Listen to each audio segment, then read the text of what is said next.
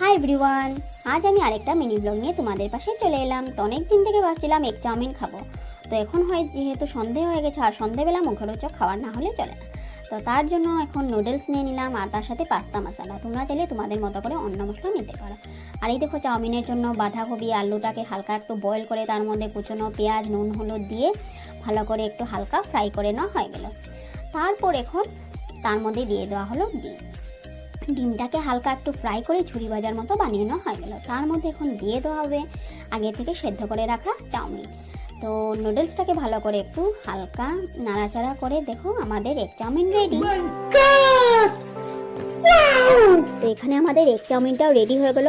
অনেক সহজ পদ্ধতিতে ঘরে বানানো এগ চাউমিন। তো কিনা তোমরা খেয়েছো, বাড়িতে বসেই ট্রাই করে বানিয়ে খেও, অনেকটাই টেস্ট লাগে খেতে। তো ভিডিওটি ভালো লাগলে একটি কমেন্ট করে দিও। দেখা হবে একটা নতুন মিনি ব্লগে। Thanks for watching this video. Love you all, by.